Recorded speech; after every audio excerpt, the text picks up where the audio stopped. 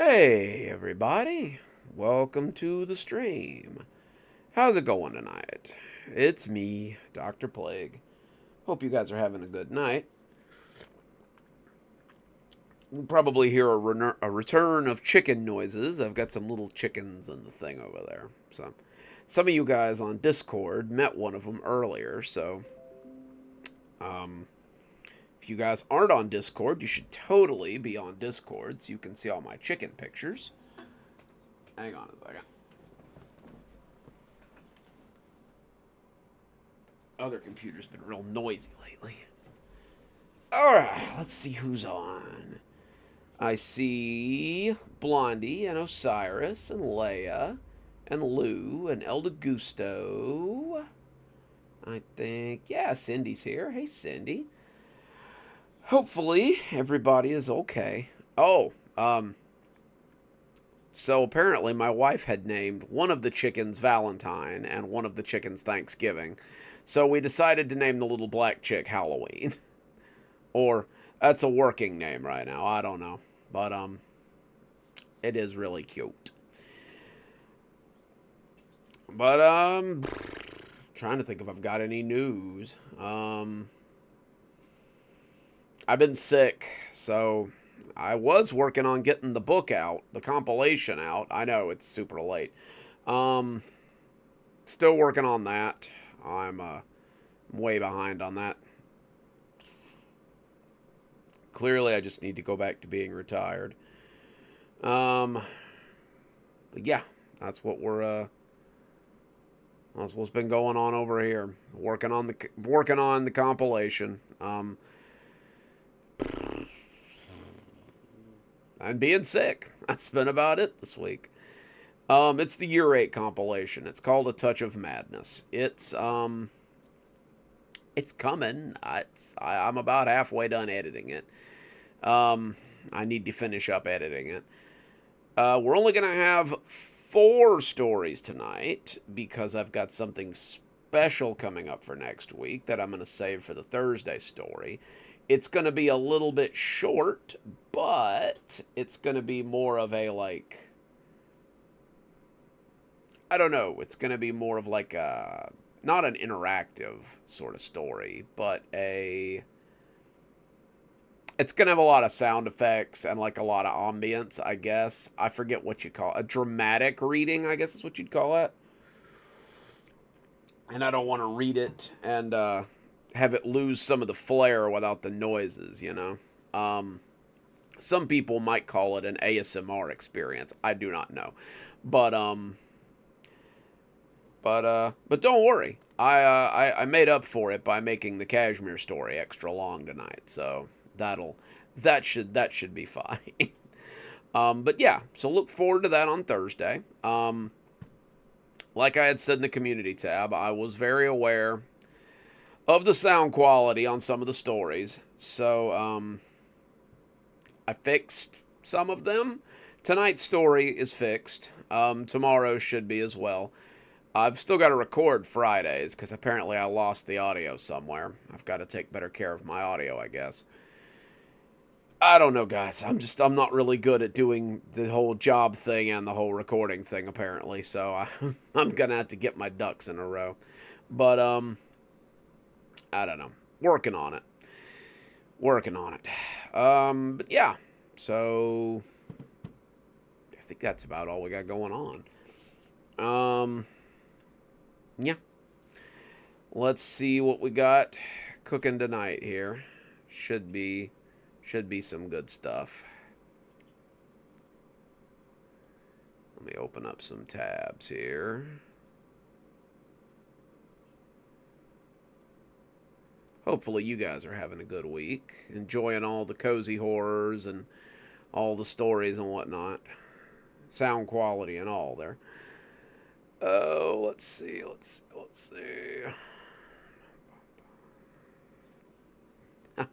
Absolutely.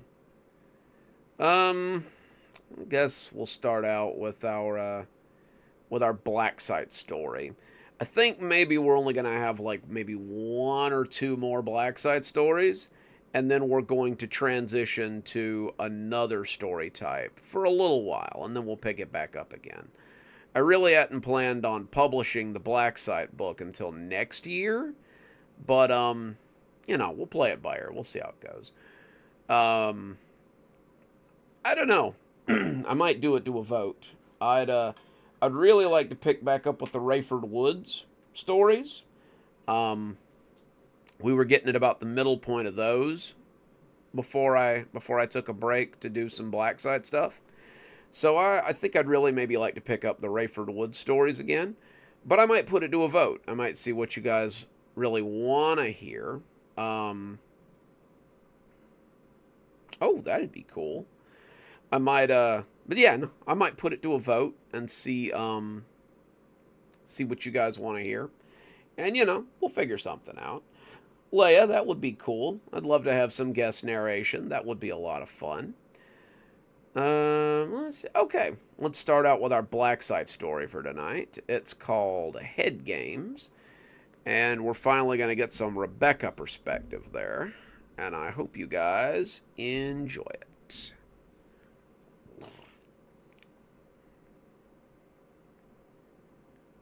Rebecca found... Try that one again.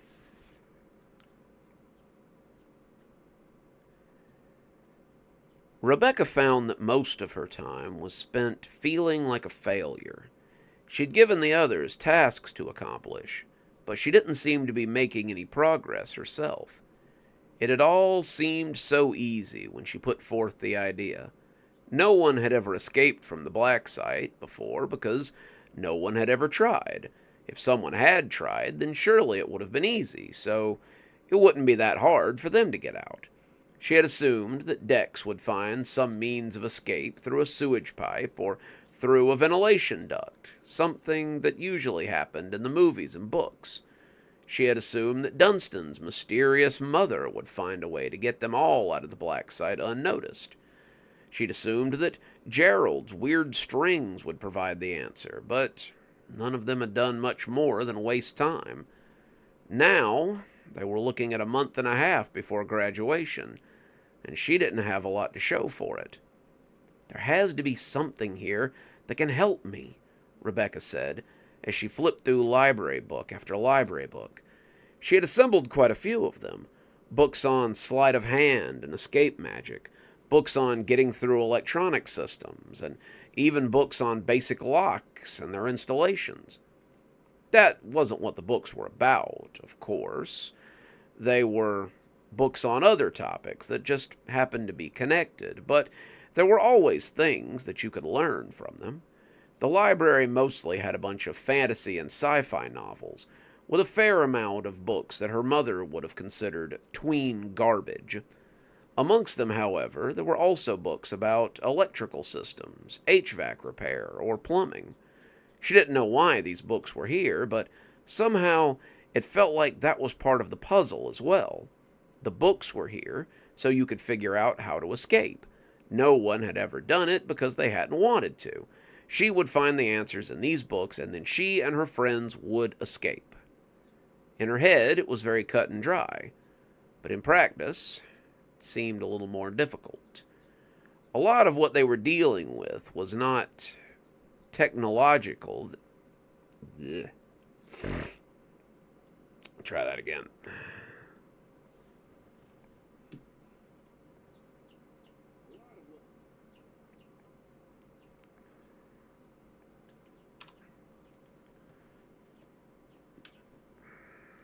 Okay. A lot of what they were dealing with was not technology that she was familiar with. A lot of what they were dealing with was card readers and electronic locks. Manuals on electrical systems were useful, but not overly so.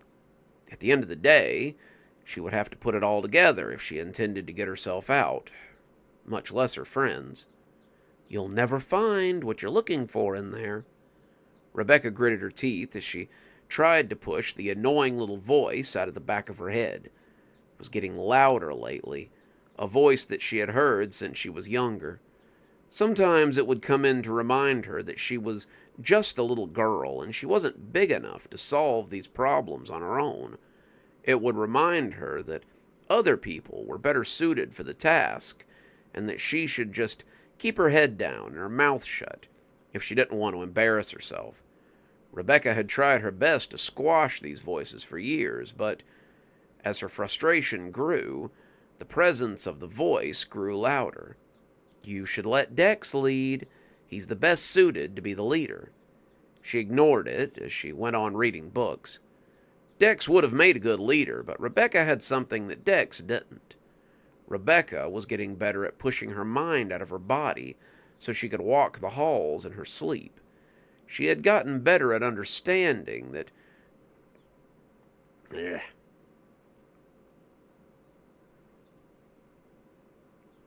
Tell Lance we said hello. Absolutely.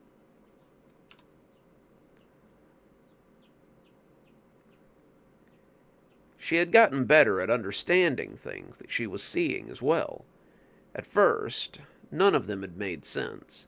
It was like a world assembled out of mist and construction paper. Things lacked definition when you were looking at them through the eyes of someone who had left their body. Slowly, too slowly for her taste, she had begun to feel a sense of it, and now she navigated the halls like she would have her own home. She had seen the offices in the back of the school. She had seen where the teachers and the minders lay down to sleep after school was over. She had seen where Security Chief Ridley stayed up until all hours and watched cameras endlessly. She had found something truly spectacular, something that she had thought she would never see again, towards the back of the facility. She took a corridor at random, passed through a few locked doors, and suddenly she was outside. The door had simply opened on to an average outside area. She had felt her breath catch in her chest as she heard crickets and frogs, and felt the hazy warmth of a midsummer evening. She had wanted to stay there forever. She had contemplated just never going back to her body and exploring this world where she was truly free.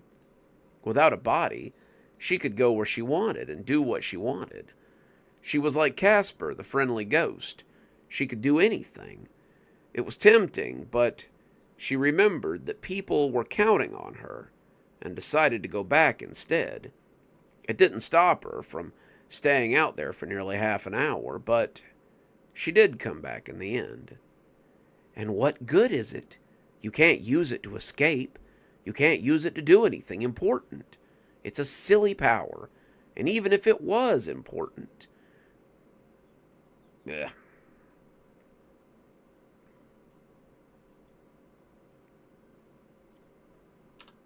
Throat's still a little dry. Oh, hey, Red Scarlet.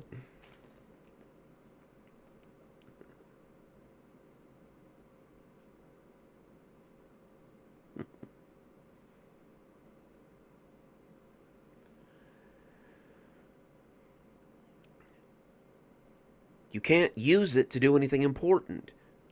I already did that part, didn't I? Hang on. I gotta remember where I was at.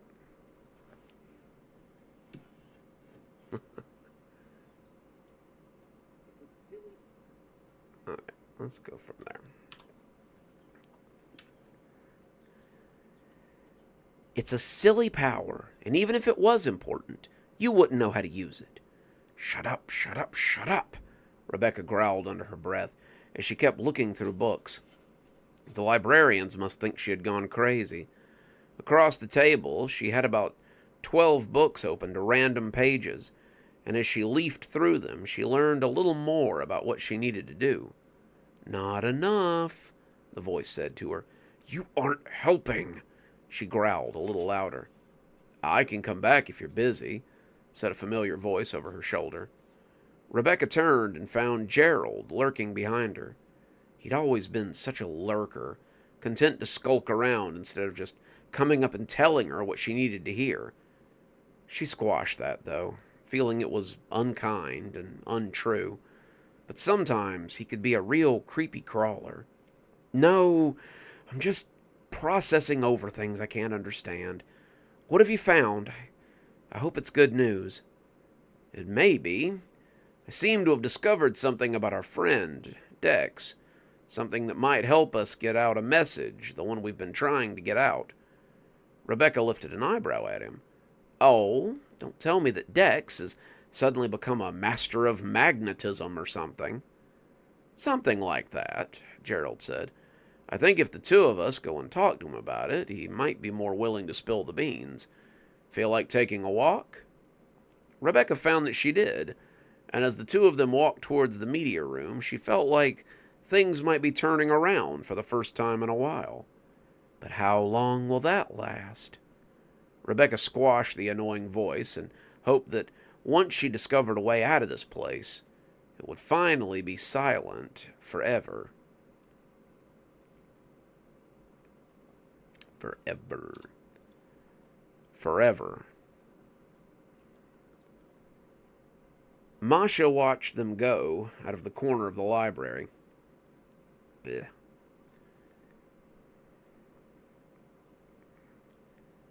Masha watched them go from the corner of the library.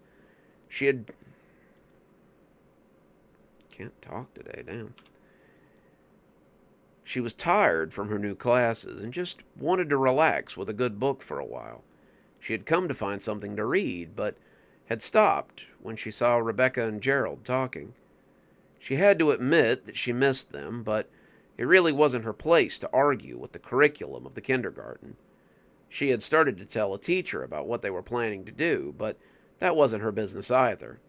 If they wanted to get in trouble, then let them. She wanted to further her education, and it appeared that she was getting what she wanted. Her band was now black instead of blue, and it seemed to carry a certain amount of respect with the other kids that got in her way. She did feel a little lonely sometimes. She had liked having friends. She had liked hanging out with Dex and Dunstan, and then with Rebecca and Gerald as well. She had never really had friends at her old school. Perhaps people had been a little bit nervous of her.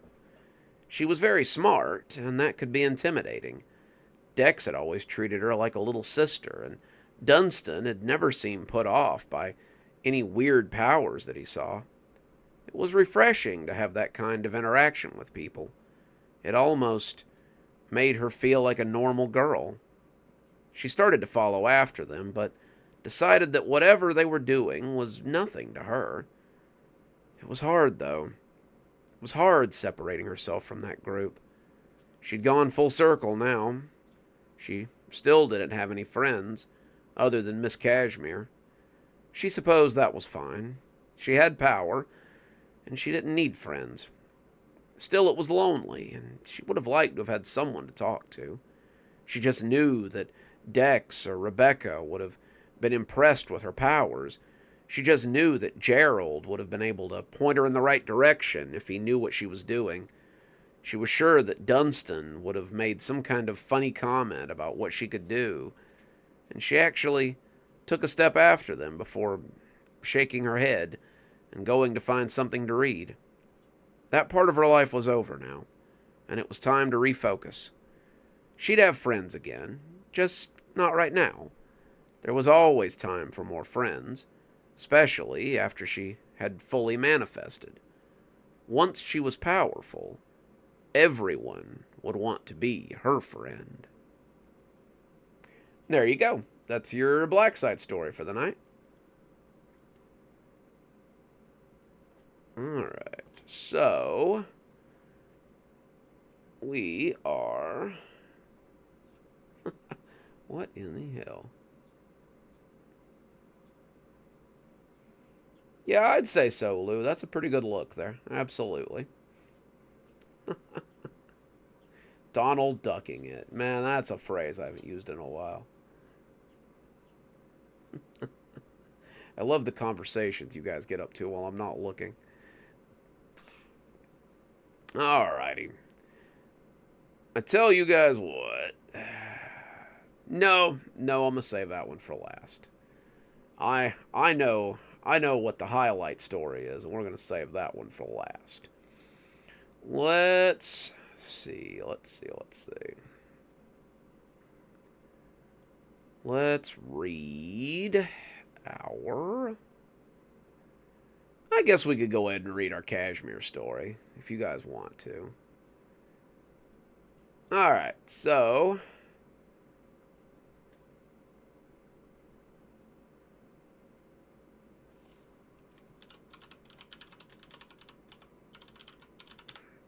this one's called Strange Frequencies, and it is our Kashmir story for the week. So, I hope you guys enjoy it. Lou looked at the radio and lifted an eyebrow. This was a little different than the usual paid ad spot, and after a short burst of static, he wasn't certain they were still listening to John Marvolo on 107.4 Mountain Radio. He looked at the dial and realized that everything was set up the same, but nothing about the voice coming through felt similar. It was oilier somehow, unpleasant. Today's sponsor is Bright Farms. Would you like to have a taste of what Bright Farms can offer? Would you like to know what peace feels like? Bright Farms invites you to invite us into your home. We are the leading line of... He reached out and turned the radio off. Nobody was at the bar right then. It was a pretty slow day. Excuse me. But Lou felt like he was standing in the middle of a January blizzard. What in the hell had that been?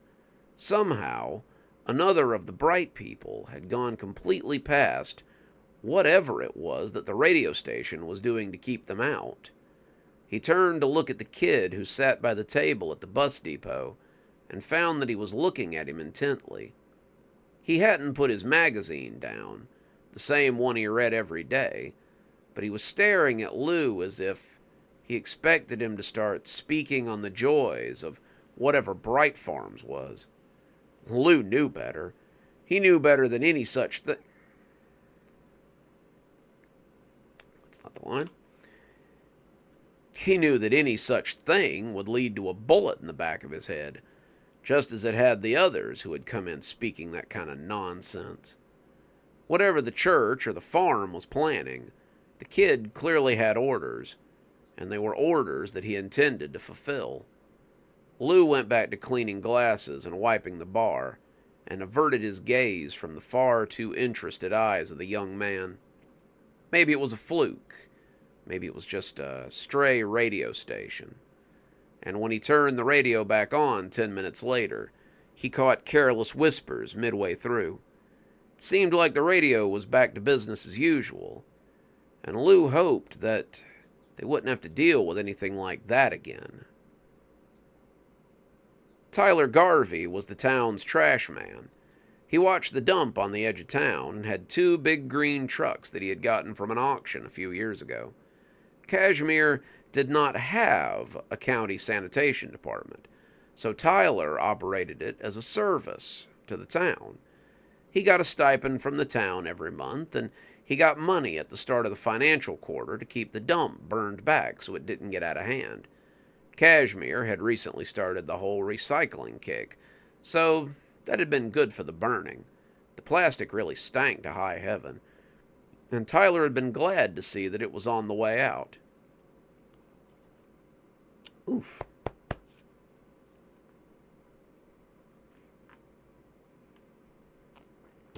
Oof.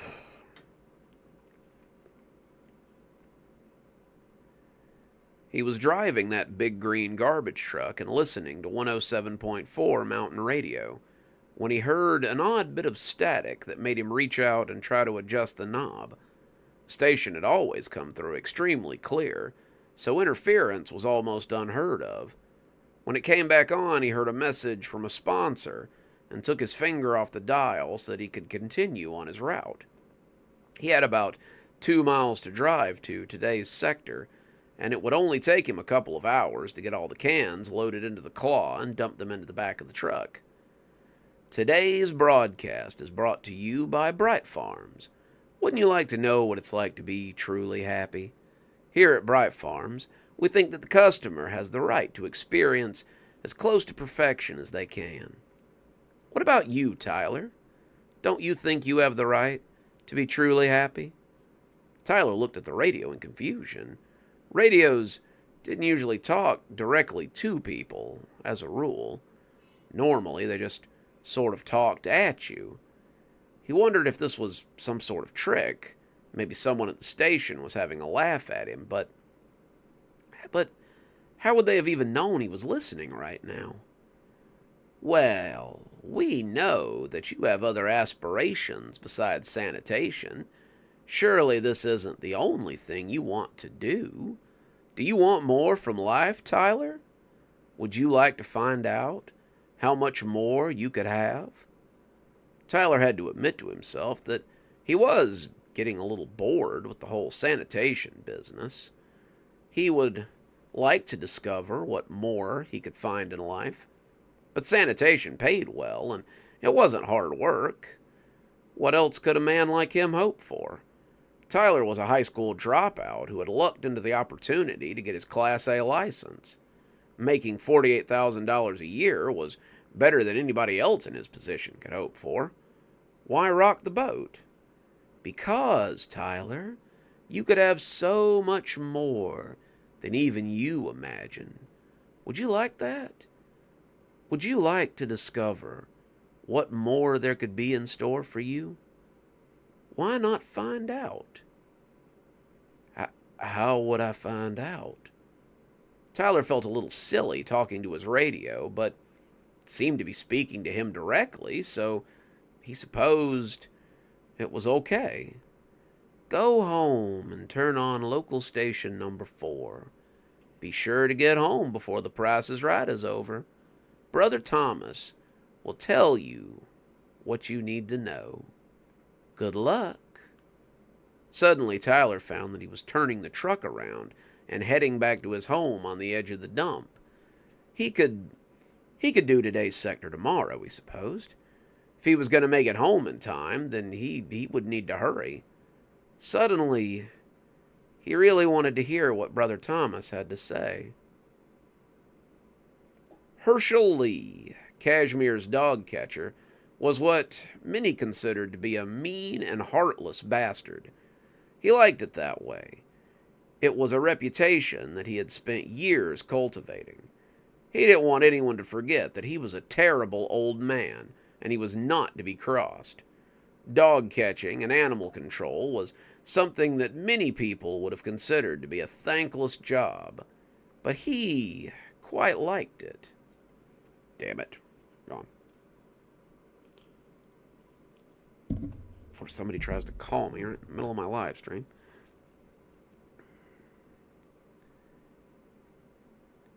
He had always enjoyed killing animals, whether it was for sport or just for fun. And as he sat in his trailer and watched television, he was waiting for the phone to ring and let him know that there was work to be done. Hang on. Oh, gotta readjust here.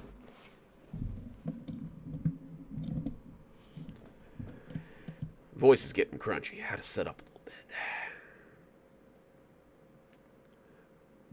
little bit. Herschel was watching The Price is Right, a show that he watched every day. He didn't particularly like the show. He mostly watched it because sometimes people, stupid people, would go way over on their bids or lose when they thought they had a sure thing. He liked the look on their faces when they lost. It made him happy to see people upset. His hand absent-mindedly petted Rufus as he lay across his lap, asleep. Rufus was a small breed mutt that Herschel had picked up one evening while out on a call. He had never really liked animals, but Rufus had been different.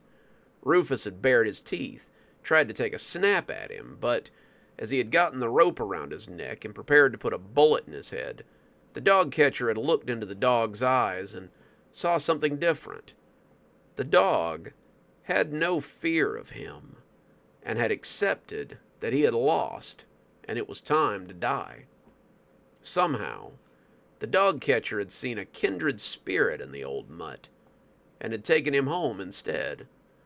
Whether that was mercy or not, Rufus got his gravy train 3 times a day, and was welcome to sit in Herschel's lap any time he felt like it.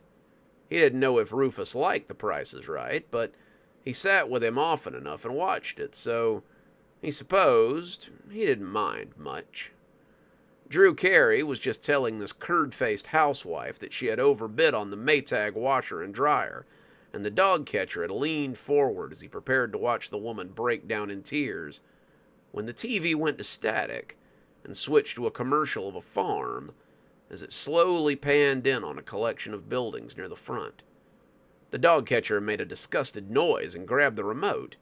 Maybe he or Rufus had bumped it, but he had went to change the channel when the commercial panned into the general store, and Herschel felt his hand pause before he could push the button.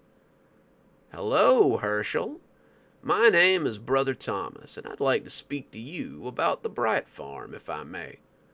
"What the hell is this?" Herschel asked, as he clicked the buttons on the remote and tried to turn away from it. He had lived a long time, and he knew there was weird things going on in Kashmir, but the reception on his TV had never been one of them. "Don't try to adjust the channel. We control the vertical and the horizontal. We control the transmission. We just want a moment of your time, so we can ask you if you're truly happy." Herschel had never thought about it. He supposed he was content. Most people were content, but happy? Was anybody ever truly happy? Why, some people are happy. People here at Bright Farms are very happy. Wouldn't you like to be happy? Truly happy, Herschel? Perhaps if you came to the Bright Farm, or maybe read a little of our literature, you too could be happy. You could be a... Yeah.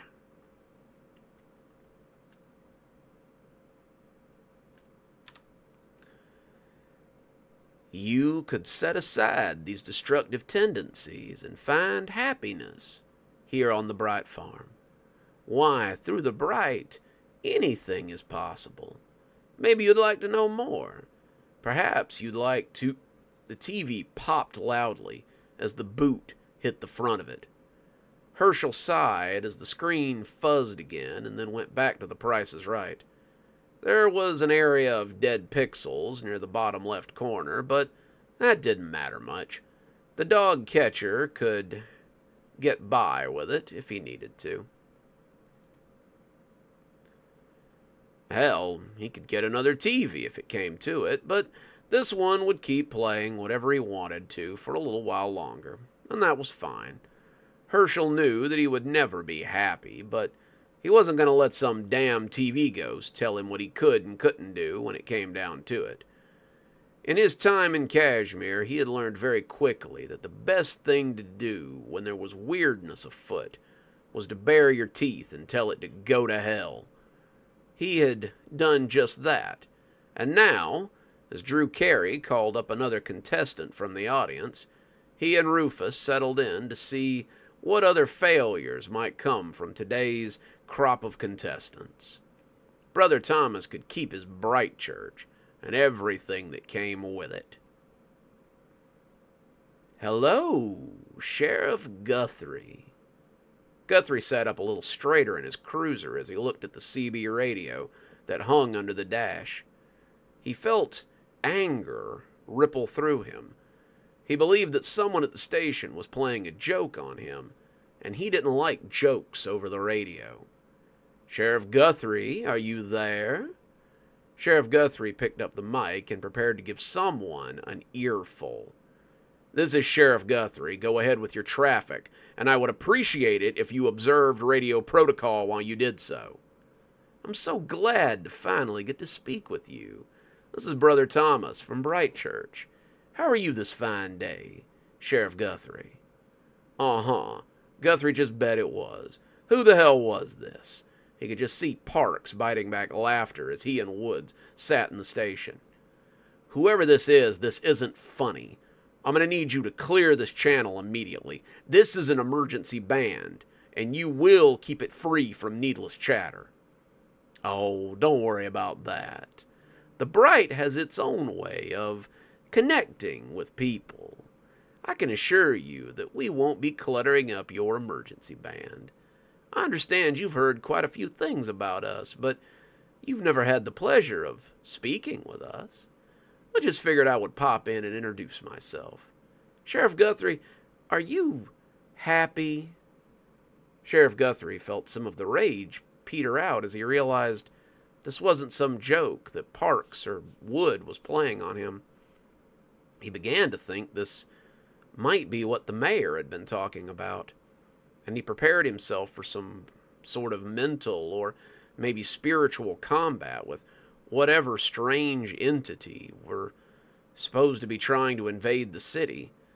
He honestly hoped that someone would start laughing and tell him that he'd been the butt of some kind of prank. He wouldn't have been mad at this point. It would have been a relief to realize that someone was just pulling a con instead of directing him to some malicious entity that had the town elders scared. "Yes, I'm absolutely happy. I do not need anything from you or your ilk." "Oh, Sheriff Guthrie, let's not lie to each other. I know what they call you. I know how they treat you. So let's just be honest with each other. Are you happy? Truly happy?"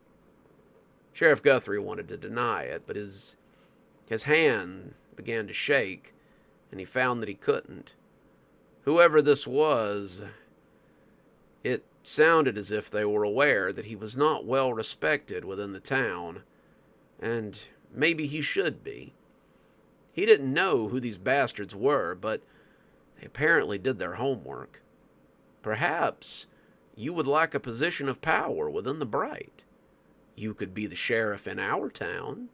You could be the mayor in our town, if that's what you want. Why not give it some thought, Sheriff Guthrie?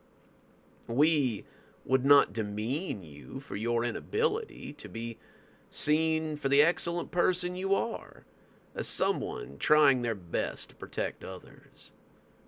His hand was really shaking now, hard enough to make the cord jump. He wanted to key it up and tell this guy to go to hell, but it was hard. The voice was so soothing, so manipulative. It was saying exactly what it knew he wanted to hear, and he began to wonder what it would be like to work for someone who didn't disrespect him. The whole town laughed at him behind their hands. They called him Temporary Sheriff Guthrie, or still called him Deputy Guthrie when they thought he wasn't listening. He hated it. Sometimes he hated the town, too. That was the thought that brought him out of this stupid fugue. That was untrue. He didn't hate the town. He was afraid of the things in Kashmir, sure, but he didn't hate them. He would protect the people of this town, regardless of how they felt about him. Guthrie had a duty, and that was a duty he took very seriously. You listen to me, and you listen good. This is my town. Kashmir is my town. If you come into my town intending to hurt people, then I will stop you. You can take that to the bank. There was silence on the radio for a moment, and a low crackle of static. And then that oily voice came again. Think it over, Sheriff Guthrie, and I will be in touch. Then the line went dead. Sheriff Guthrie rolled the window down as he let the heat in to dispense the chill. I can assure you, Mr. Mayor, I have no idea how that signal got on the air. John Marvolo was sitting at his desk, trying to assure the mayor that he had no part in today's pirate radio attempt. He had been just as shocked as anyone to realize that his radio signal had been hijacked for some sort of nefarious means. Lost my place there for a minute. Let me get a drink of water while I'm at it.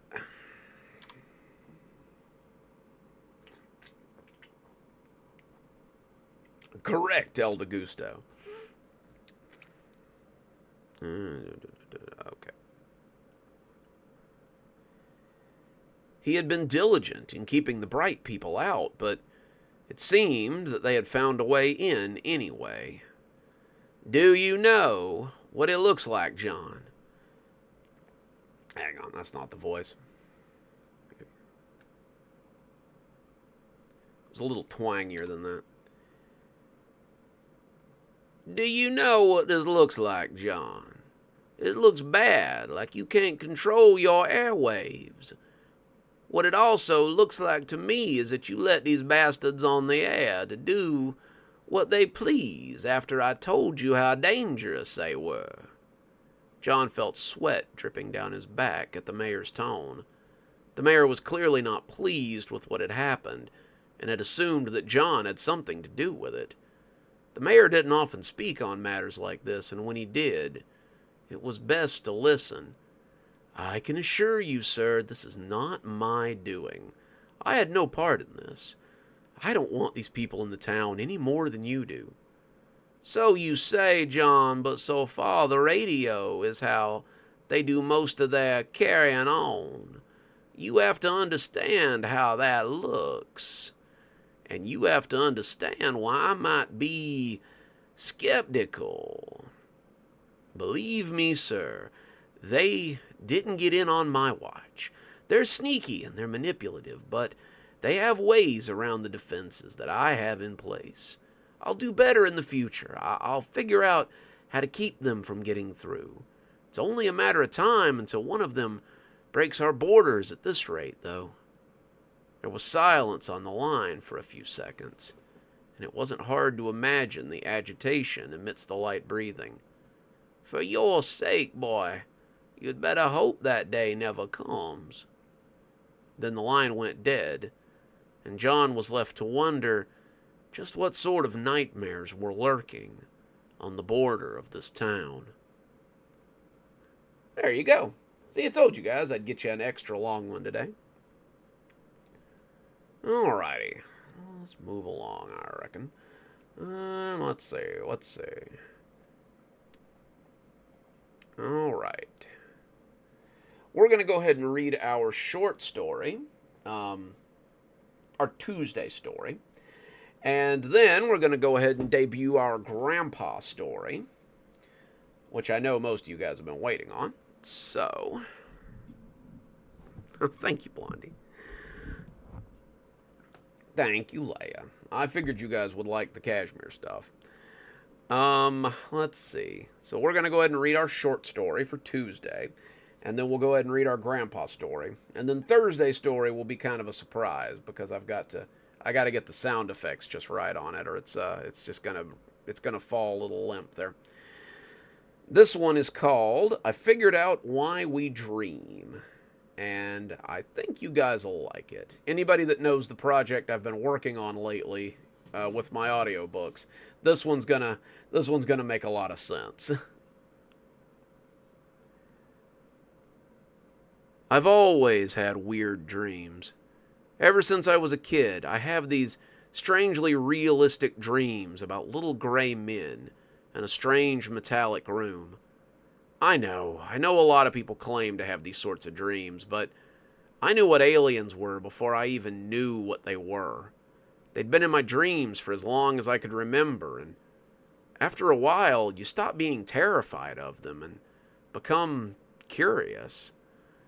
It wasn't always the same dream, of course. I had other dreams. Everybody does. But every now and again, I would dream about the gray men in their metal room, and I would wake up the next morning shaking and screaming. They never hurt me. There were no dissections or weird probing, but the dream was always very invasive, and it made me feel as if I was being taken away and then put back again. As I grew up, I started doing research online to see if there were other people who dreamed about aliens or extraterrestrials or had weird dreams about metal ships and strange observation tables. It turned out there were quite a few people, a lot of people, in fact, claimed to have seen gray men, and most of them assume that it's a repressed memory from being abducted. None of them believed me when I told them how early I'd been having the dreams. They said the aliens wouldn't have abducted me when I was an infant, and that almost never happened. I finally stopped telling people when the dreams had started because it was a lot fewer arguments. I had thought the dreams might be something that I would outgrow, but I never did. I would have them about the gray men at least once a week after the age of 15, and I would always wake up with my knees hugged to my chest as I tried to control my breathing. It was a terrible way to live, and I began to look at the dreams instead of looking at the content. Instead of studying the aliens, I started studying the nature of dreams. I would study things like lucid dreaming or methods of dream. Excuse me. Oof. Not bad. I'm going to go back a little bit. Hang on. I began to look at the dreams instead of looking at the content. I think I flubbed a line back there. And I would always wake up with my knees hugged to my chest. I'm going to go back a little bit. Hang on, guys. I never did. I would have them about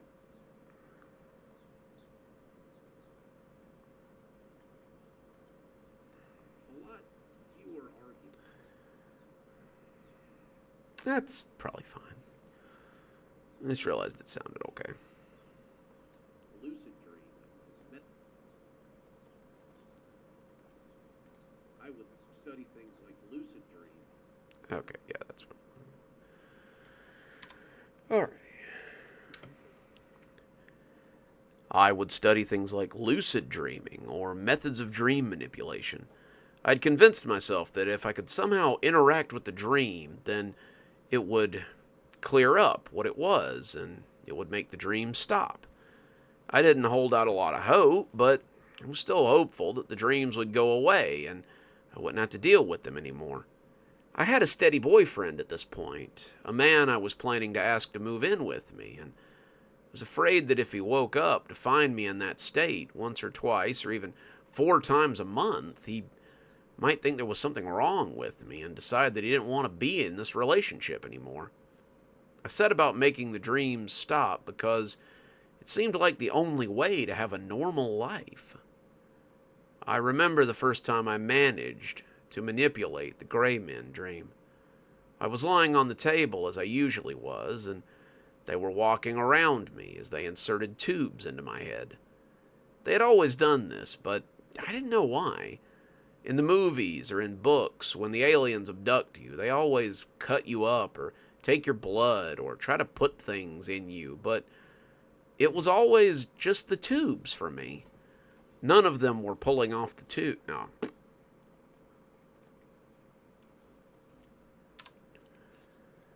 One of them was pulling off the tubes, and when he looked down at me, he must have seen something he didn't like. He made a face, all the more horrific given the dimensions of his mouth, and he said something to the alien next to him. I expected it to be unintelligible, but I understood it. It was like he was speaking English, and it sounded completely natural. That's weird. Are we sure this one's out? Of course, why? Her eyes are just kind of open. Her mouth is moving. I don't think I've ever seen one do that before. It makes me think she might be awake, and we could get in a lot of trouble if she remembers us. Don't worry about it. They do that sometimes. They're just dreaming with their eyes open. I've seen it a few times. It's nothing to worry about.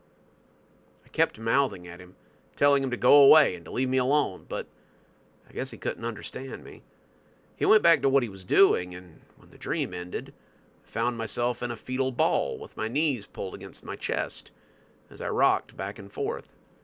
It was a start. It was a start that I intended to keep going if it could help. For the next few weeks, I tried my best to interact with the dream. When I felt the gray man dream coming on, I would always tell myself that it was just a dream and that I needed to snap out of it. I would try to make myself get up. I would open my eyes. I would start to talk to myself. I would do all the things that would normally bring me back from the edge of a dream, but they never seemed to work. The techs ignored me after that and just went about their work as they were supposed to. I kept working on it, and eventually I managed to move a finger. It wasn't much, just the twitch of a finger, but it was progress, and I was proud of myself. By the end of the month, I could tap my fingers against the table, and a few of the aliens took notice of it as they went about whatever they were doing. They didn't comment on it. I suppose twitching was normal, but I knew what was going on. After the fingers, I started working on my hands and arms. I got to the point where I could lift my hand off the table, and then I could raise my elbow just a little. Then I could bring my hand up and grip my fingers in a quick strike that I was hoping would surprise them. I did this when none of them seemed to be around, trying not to play my hand too soon. And when I was ready, I finally made my move. It was a week before my 20th birthday, and I was ready to have the dreams gone as I entered my adult life. When one of them came around to put the tubes in my head, I brought my hand up and grabbed him. He flinched, clearly not expecting that. His skin was smooth and clammy, and I could feel the muscles beneath the rubbery flesh convulse spasmodically. I held on to him as he tried to pull back, turning my head as I whispered for him to go away and leave me alone. I told him this was my dream, and I didn't want him anywhere near it. And when the other aliens finally pulled my hand away, he looked at me as if he couldn't understand what he was seeing. They put the tubes into my head, and I woke up again in a shuddering, weeping mess. Excuse me, guys.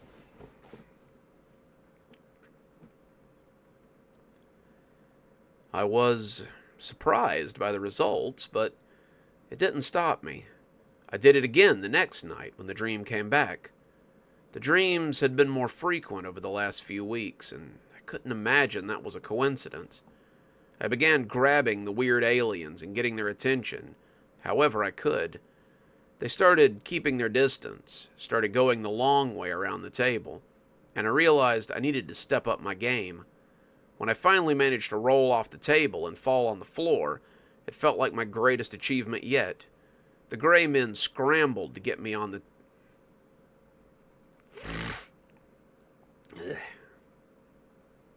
Yuck.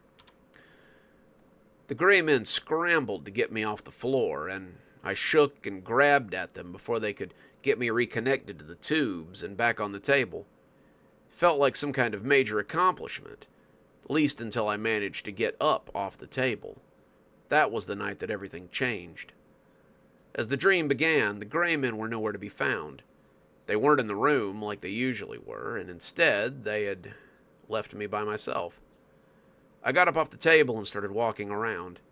I'd gotten pretty good at it. I'd had a lot of practice at breaking the dream, and when I saw a window near one of the tables, I went to have a look.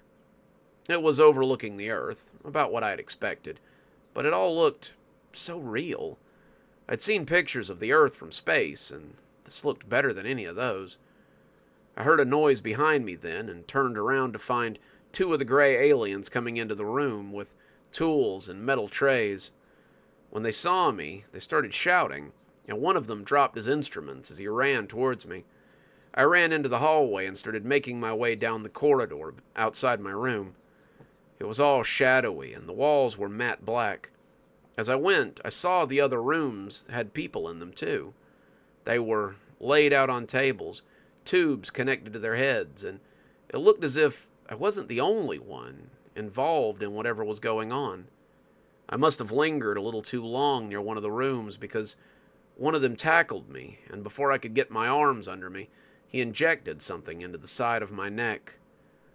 I swam in blackness for a little while, and then I woke up as I had 100 times before. I was sitting in my bed with my arms around my knees, just hoping that the next time I went to sleep, I wouldn't have the same dream. I tried my best to stay awake that night. After the night before, I Wasn't sure I ever wanted to see that place again. What what had that been?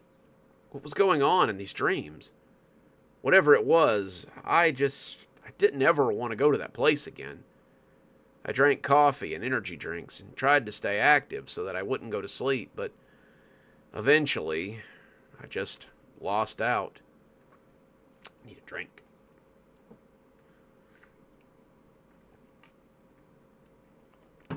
Oh, dang, Blondie, what you know about them gorillas? I like it's one of my favorite bands and my favorite album by them for definite. Where were we? As my eyes got heavy and closed over themselves, I woke up to find myself in the same room I always woke up in. This time, however, there was an alien sitting on a stool nearby. It smiled oddly at me with its strangely proportioned mouth, and when it spoke, I thought it might be a woman. A female, one of their females? I couldn't be sure, but it sounded feminine. I hear you've been causing quite a ruckus lately. Why don't you have a seat and let's talk? We should have talked a long time ago. I feel like you've been trying to reach out to us for some time now. Why don't you have a seat and we'll talk about it? I promise there won't be any tubes or tables tonight, and you can make your own decision once we're through.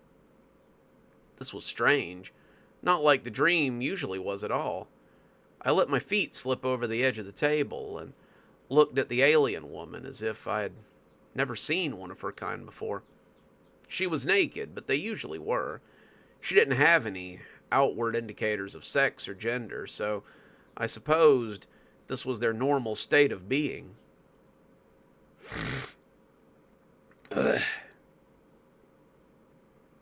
a good one too, El Degusto.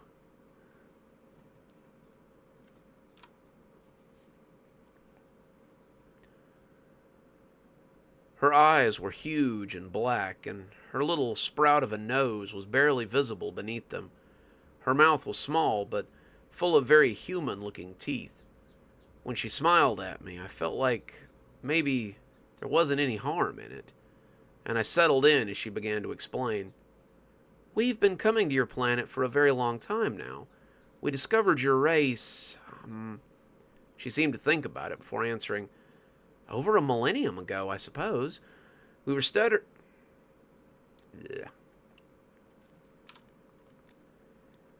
We were studying you at first.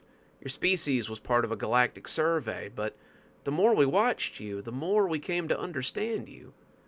Do you know why humans dream? I told her I didn't. That it was something to do with rest, I thought. Resting the mind and the body. But alien... Bleh.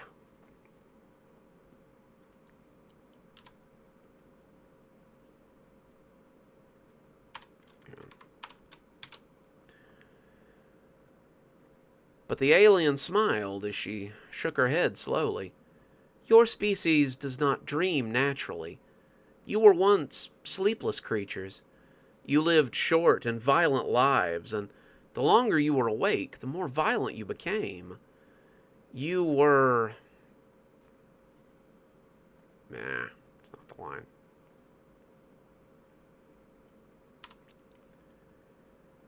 We were worried that your race might fizzle out, and then we began to look at your birth records, and we were pretty certain that even though your lives were short, they would continue. The problem was that many of our researchers were attacked by early humans. In their sleep-deprived state, they would get madder and madder, and they would become unpredictable and aggressive. Sometimes we were afraid that if a race like this ever managed to make it off-planet, they would be of terrible harm to the galaxy. A lot of ideas were kicked around, several of them involving the eradication of the human race, but one of our scientists finally suggested that maybe the answer was dreams. Our people have always understood the need for sleep and dreams, and so we introduced the idea of sleep to your people. It was slow to take off, but finally, We taught the human race that when they slept, they could quell their rage. The dreams are something different. As I said, your kind do not naturally dream, so we had to implant them. The dreams keep the humans docile. I don't know exactly why, but it feeds your creativity in a way that you cannot achieve naturally. The dreams make your poets and your artists, your writers and your great thinkers. They make people want more. And when people want more, sometimes they put their aggressions aside. I stared at her for about 30 seconds, and she stared back at me as if she was waiting for me to come up with a question of my own. Are you trying to tell me that our dreams are given to us by aliens? The woman nodded, like a teacher who had found a bright pupil at long last. Yes, it's a huge undertaking. Your race has become so vast over the several millennia that... Yeah.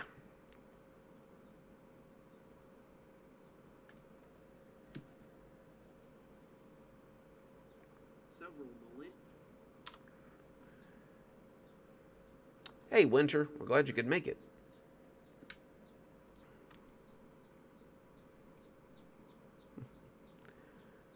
Oh, where was I?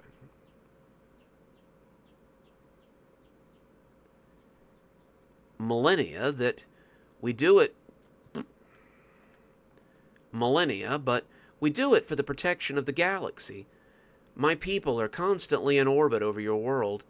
We come down and give you the dreams that keep you from hurting yourselves and others. There is still violence, but not to the scale that there once was. You may be the only human that knows, though I don't think you are the only one who suspects that we are interfering somehow. I just sat there for a moment, not really sure what to do with this information. The alien reached over and patted my hand, and I found myself strongly comforted by the action. This creature realized that whatever I was feeling, it wasn't good, and it wanted me to be assured that it wouldn't hurt me. I don't know, there was just something that struck me deeply about that. So wait, you abduct people every night to implant dreams? I asked suddenly, thinking that sounded like a lot, even for an advanced species of star explorers. Not every night. Some people require a dream implant once or twice a year, some once or twice a month. Some people like you, require an implant once a week or more. Certain people are very resistant to the dreams, and remember my people, even if it's only briefly. I tried to process that, but it still seemed too big for me. I couldn't imagine that.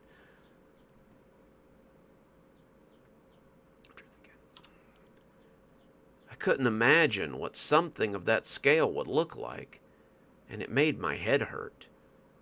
What do I do now? Well, given what we know about your species, I think it would be best to just put it out of your mind. It would be unadvisable to tell people. Most people who talk about aliens on your planet are labeled as weirdos and thought to be insane. I suspect if you made enough noise about it, you would probably find yourself in a mental health facility at some point or another. No, I would say your best option is to try to forget.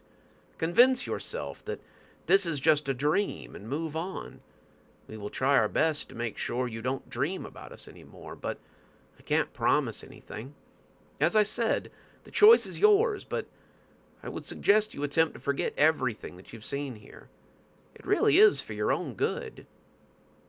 She asked if I wanted to lie down, and I found that I did. She offered me an injection, and I let her put the needle in as the cold liquid flowed into me. She had promised not to hurt me, and I believed her. Why wouldn't I?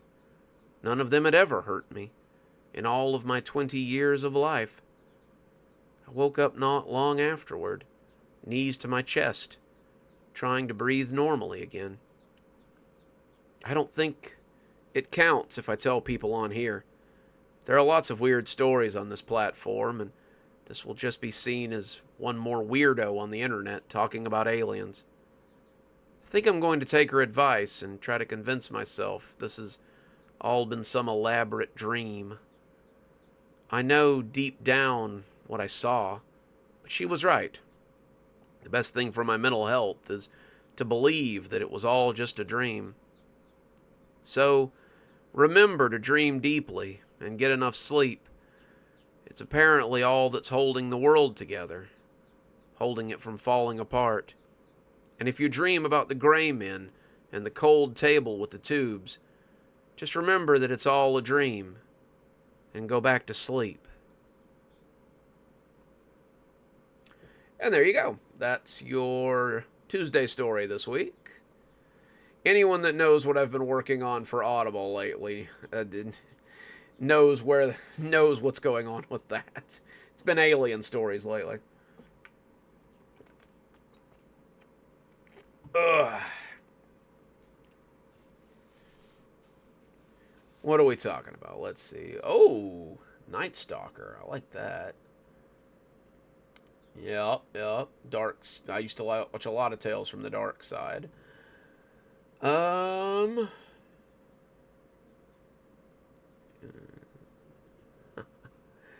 guys have got some good taste in horror, it looks like.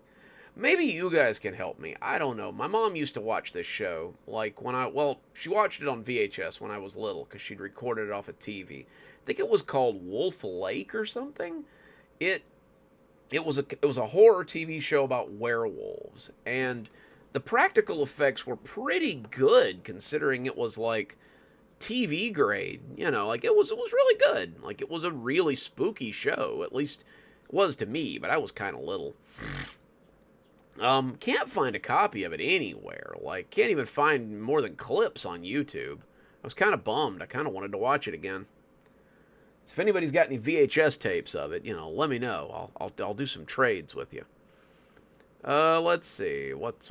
Oh yeah, we got to do our grandpa story. Oh yeah, this one was pretty good. It's an older show though. Like it was before like networks started keeping really good records on their shows. So I've never managed to find more than online clips. It's weird. Alrighty, so tonight we're gonna close out with our grandpa story. And we're talking about some deep woods adventures this time. And another one of Grandpa's little rituals. So, we're going to hear a story about they who go as animals. I don't know, Eld. Maybe they did a redo. I don't know. I remember this one being from like the late 70s, early 80s or something. That's what she had said. But, I don't know. Like I said, practical effects were really solid. Hang on, let me get my grandpa voice on here. Gotta say, son, those were some fine victuals. We had just finished what amounted to Sunday dinner, and I'd been working on a pot roast recipe that my mom had sent over. She had learned it from Grandma, and it was apparently one of Grandpa's favorite dishes. We usually tried to do a decent spread for Sunday dinner, but lately it had been me doing most of the cooking. Grandpa had been doing his best lately, but he'd been slowing down a lot. He just hadn't been as active as usual, and I couldn't blame it all on the cough, as I usually did. He just seemed less full of life, less vibrant, and it was definitely worrisome. I was collecting up the leftovers and scraping out the scraps when Grandpa perked up enough to remind me of his usual routine. Don't forget to dump those scraps at the edge of the woods. Grandpa, I thought we were going to start putting more into the compost. Well, yeah, but the dinner scraps always go along the tree line. That's how we've always done it. True, but this year's crop might need a little more protein, so don't you think we should start getting ready? Trust me, boy, you're going to want to dump those scraps right on the edge of the woods. Oh, yeah? Is some kind of forest god going to come out and eat my pot roast? Is he going to say I put too much cilantro in it as well? Grandpa laughed as he patted his stomach. I was just funning at you, boy. It was definitely just what the doctor ordered. No, but put it out there because I know that there are those in the woods that depend on it. I don't want them to go without during the lean times. Those who depend on it? Like what? The forest animals that don't catch their own meat? I was trying to be funny with Grandpa, but he smiled at me in a self-satisfied way that made me think we were about to have another story. Haven't you ever wondered where I get so much venison from? I assumed it was from one of your many admirers, honestly.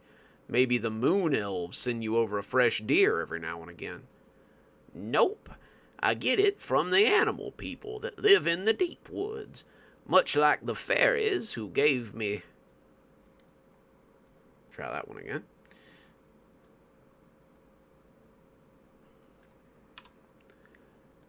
Much like the fairies who take my glass bottles, the animal people come and get our scraps, and then they leave us little gifts when they can afford to do so. I told Grandpa that sounded like a story I'd like to hear, and he said he'd be waiting for me on the porch when I got back from taking the scraps out.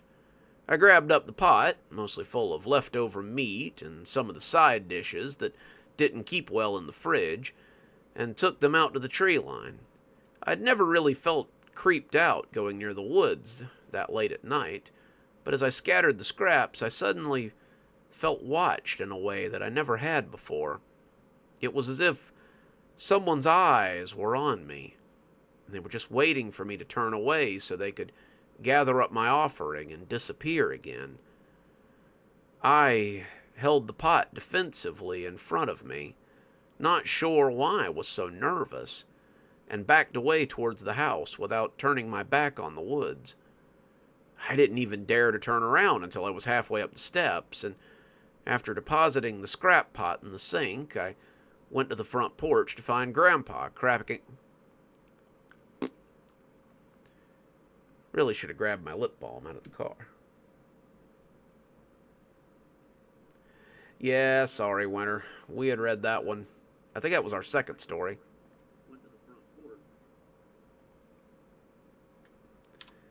It was a good one, too. Like, we did a pretty long one tonight.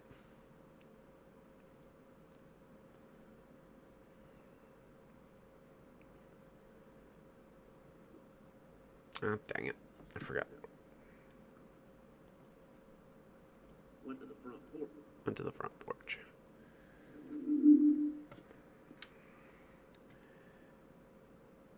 Went to the front porch to find Grandpa cracking open a couple of beers as he waited for me. I swear, Gramps, it seems like you have an unlimited supply of beer and an unlimited supply of stories. Someday, when you and your grandson sit out here, maybe you can tell him a few of mine and pretend they're yours, he said with a cackle. I took a sip of beer and found it to be cold and refreshing. I'm hoping to have a few of my own by then. Maybe some of them will even be as good as yours. Grandpa laughed until he coughed again, reaching for the bottle of water that he kept on a lanyard around his neck so he could take a nice long sip. The bottle of water had been something that his doctor had recommended. Grandpa wasn't getting enough hydration, he said, so we had got him a bottle with notches on it to tell him when he had drunk his daily supply. It was silly, but Grandpa seemed to like it, so we kept it full. Now, where was I? You were about to tell me why you leave scraps out by the woods, I said, and I found myself listening for the soft footfalls that would signal something going to get those scraps. Oh, yes. This would have been about the time your mother was 12 and your uncle was 10. I'd been doing it for a long time, you see. Probably since... We have been putting scraps out by the woods since I was a kid. Everybody did. You always fed the animals that would...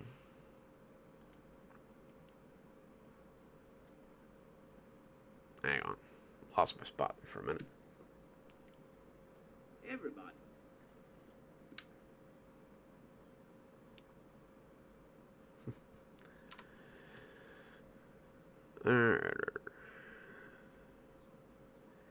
Everybody did. You always fed the animals so that they would get bold and maybe come close to the house during the times when you were light on meat. My grandmother had put food out for the forest spirits, telling me it was a good way to curry favor with them. And after that, I had always told the forest spirits that I hoped they enjoyed it before I threw it into the woods. When I came back from the war, I settled in with your grandmother, and it was a ritual that I kept up. There was never any harm in it. I even had your mother and your uncle doing it as well. We would tell the forest spirits to eat hearty as we tossed the food into the woods, and your grandmother would laugh about it sometimes. "You are a superstitious old goat," she would tell me, as she kissed me on the forehead. Ugh.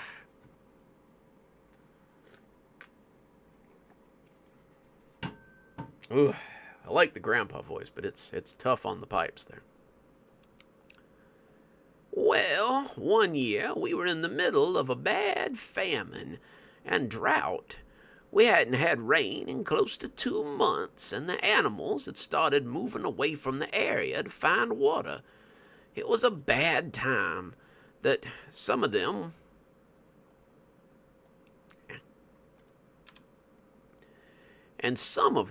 were running out into the road so they could get hit because they were so hungry.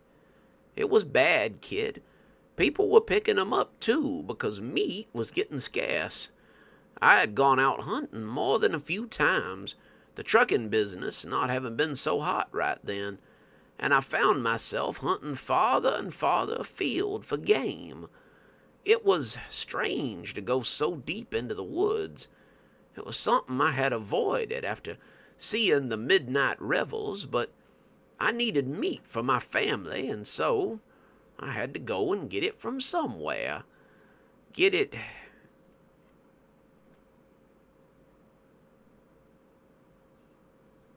Yeah.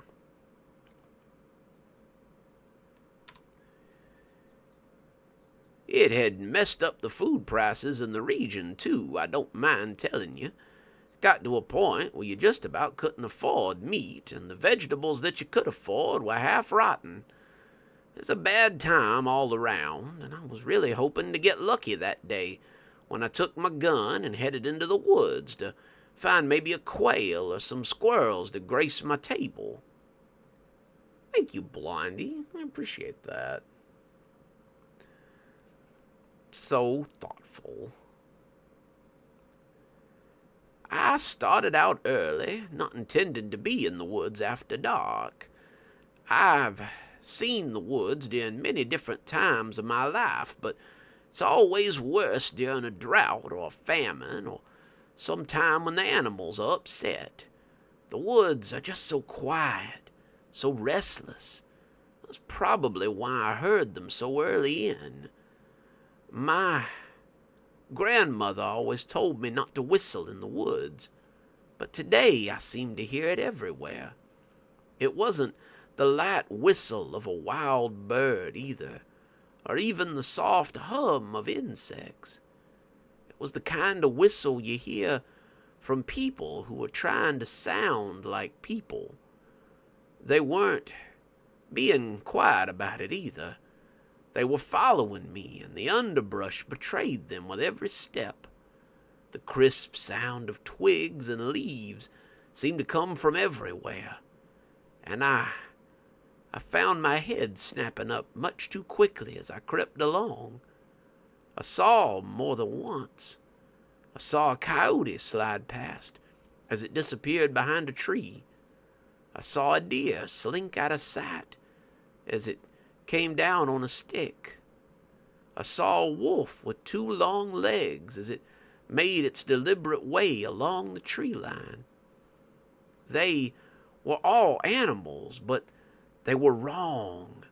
Their legs were too long, their heads oddly shaped, and They looked more like a kid's version of an animal than anything. I felt my teeth chatter together as I went.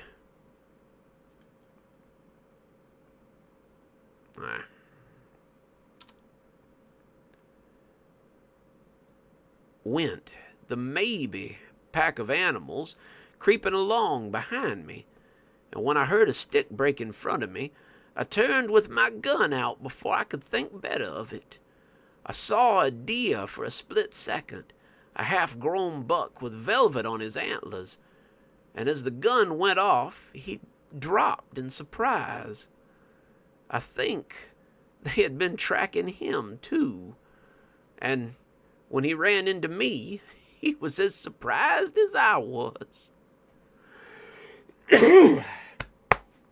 Sorry. Ugh, my grandpa voice is falling apart here. Ugh.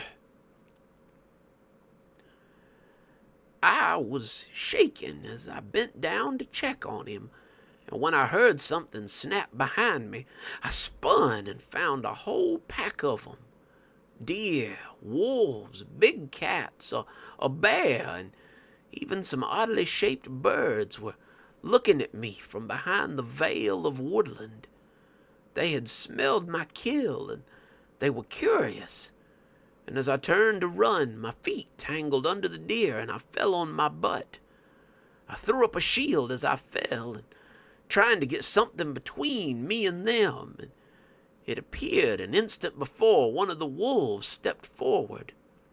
I saw the big thing sniff, heard the air pull into his nostrils, and when he turned and said something to the others, I was white with fear. I don't mean he grunted or he made sounds. He spoke as sure as you and I. Wait. He pays his way with meat. We respect his sacrifice. He took another step closer, sniffing as if the shield were little more than an irritation, and nodded as he waved a paw behind him. The others disappeared then, and the old wolf bowed a little as he nodded to the deer. Oof. Take your prize and thank you for the gifts of meat. When he turned to go, I couldn't help myself. I asked what he meant. I had never seen them, and I didn't understand what he was talking about. You and your pups have scattered meat for us, and your people have scattered meat for us in years past, and we respect your offerings. We do not hunt for those who leave gifts, and we are sorry for scaring you. Travel safely, friend, and know that you are safe here. Then he left, and when I got control of my breathing, I grabbed the deer and left too.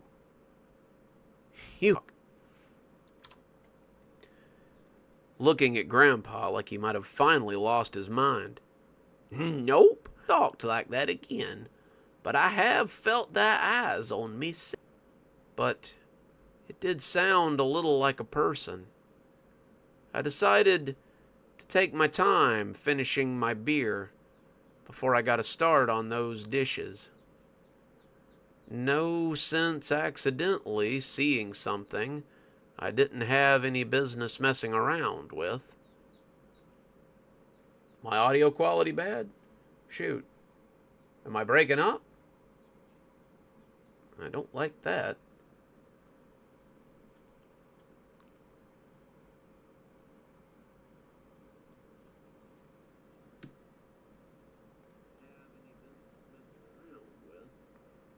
Have any business messing around with?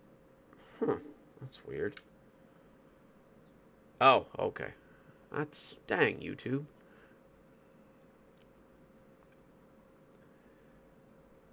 Wait, so why did they leave the deer? I asked after a few seconds, remembering what he'd said earlier.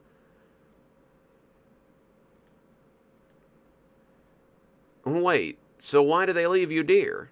I asked after a few seconds, remembering what he had said earlier. Oh, I helped them after a fire once. It was another bad time, actually. We had a drought one year, and some knucklehead had let a fire get out of control, so Grandpa charged into another story, and I decided the dishes could wait. Grandpa stories, like old forest friends, were always to be cherished. And there you go, fellas. That's our grandpa story for the night. So, like I said, there should be something special on Thursday, so keep an ear peeled for that. That'll be a surprise to everybody. I'm gonna really go out there with the audio effects, so I think you guys will like what I got to offer there. But I hope you guys enjoyed the stream tonight, and I hope we'll see you next time. Hopefully, I won't be sick for 3 days, so I won't have to rush some of these stories. I really would have liked to have put a little more time into that grandpa story, but I actually wrote it today because I've been sick the last couple of days. But I really hope everything sounded okay, and I hope you guys enjoyed yourselves, and I hope we'll catch you next time. And until then, you guys take care of yourselves, and we'll catch you later.